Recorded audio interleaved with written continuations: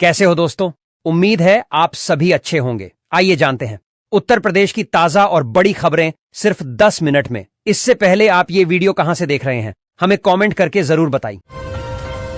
उत्तर प्रदेश सरकार ने बिजली उपभोक्ताओं के लिए बड़ी राहत का ऐलान किया है। राज्य के गरीब और मध्यम वर्गीय परिवारों को अब 200 यूनिट तक बिजली की खपत पर आधा बिल देना होगा। इससे करीब 1.8 करोड़ परिवारों को सीधा लाभ मिलेगा। मुख्यमंत्री योगी आदित्यनाथ ने कहा है कि गरीबों की जेब पर बढ़ते महंगाई के बोझ को कम करना ही इस योजना का उद्देश्य है। सरकार का दावा है कि इस फैसले से ग्रामीण और शहरी दोनों इलाकों के लाखों घरों को राहत मिलेगी। आज किसानों के लिए भी बड़ी खुशखबरी आई है। प्रधानमंत्री किसान सम्मान निधि योजना की 2,000 रुपये की किस्त किसानों के खातों में भेज दी गई है। यूपी के लगभग 2.5 करोड़ किसानों को इसका फायदा हुआ है। मुख्यमंत्री योगी ने खुद ट्वीट करके जानकारी दी और कहा कि किसानों की आय दोगुनी करने की दिशा में यह अहम कदम है। ग्रामीण इलाकों में इस खबर से किसानों के चेहरों पर मुस्कान लौट आई है। प्रदेश के वरिष्ठ नागरिकों के लिए सरकार ने बड़ा फैसला लिया है। अब 60 साल से अधिक उम्र वाले बुजुर्ग सरकारी बसों में निःशुल्क यात्रा कर सकेंगे। यह सुविधा पूरे प्रदेश में 1 महीने के भीतर लागू की जाएगी। परिवहन विभाग ने आदेश जारी कर दिया है। विशेषज्ञों का मानना है कि इस कदम से बुजुर्गों का सफर आसान होगा और उन्हें आर्थिक बोझ से राहत मिलेगी। खाद्य आपूर्ति विभाग ने भी आम जनता को राहत दी है। सितंबर से नए राशन कार्ड धारकों को मुफ्त राशन वितरण शुरू किया जाएगा। प्रत्येक परिवार को 5 किलो गेहूं, चावल और नमक दिया जाएगा। इसके अलावा अंत्योदय कार्ड धारकों को अतिरिक्त चीनी और तेल भी दिया जाएगा।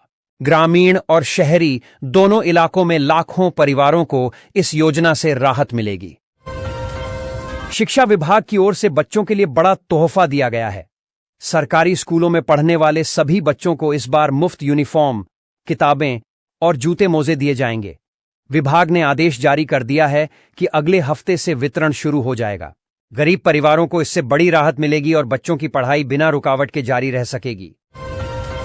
महिलाओं के लिए भी बड़ी खुशखबरी आई है। कन्या सुमंगला योजना की राशि को बढ़ाकर अब 25,000 रुपये कर दिया गया है। पहले यह राशि 15,000 रुपये थी। यह रकम बच्ची के जन्म से लेकर उसकी शिक्षा तक चरणबद्ध किस्तों में दी जाएगी। मुख्यमंत्री योगी ने कहा कि बेटियों को शिक्षा और रोजगार में आगे बढ़ाने के लिए यह कदम उठाया गया है। प्रदेश के युवाओं को उद्यमिता की दिशा में प्रोत्साहित करने के लिए सरकार ने नया ऐलान किया है।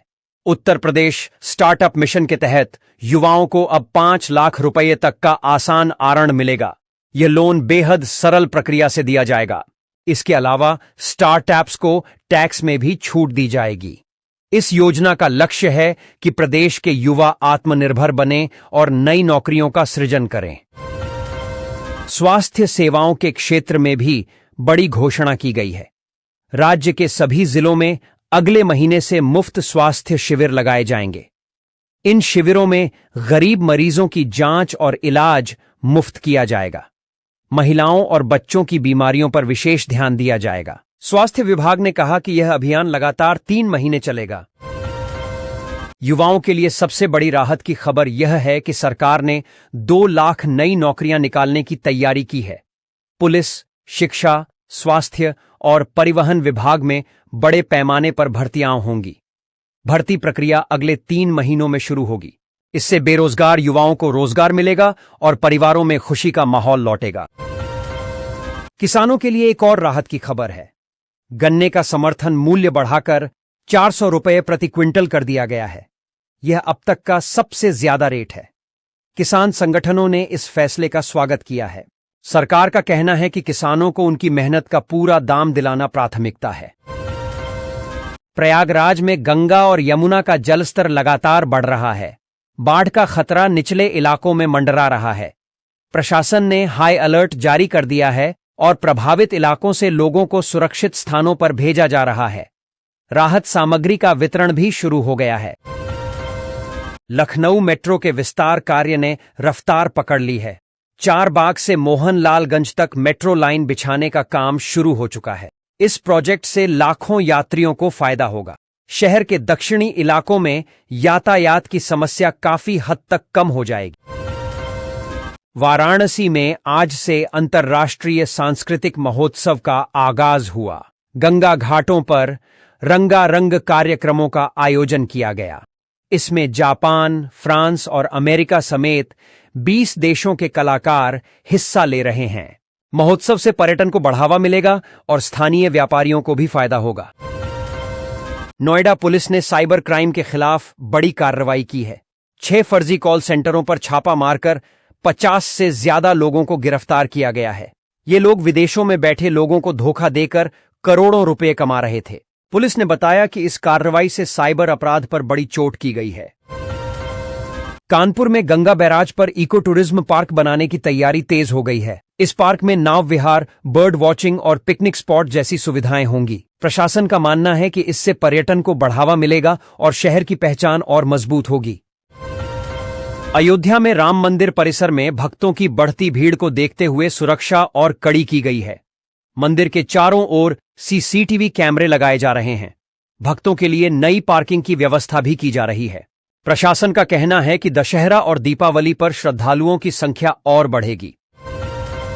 गोरखपुर एम्स में आज कैंसर विभाग की शुरुआत की गई।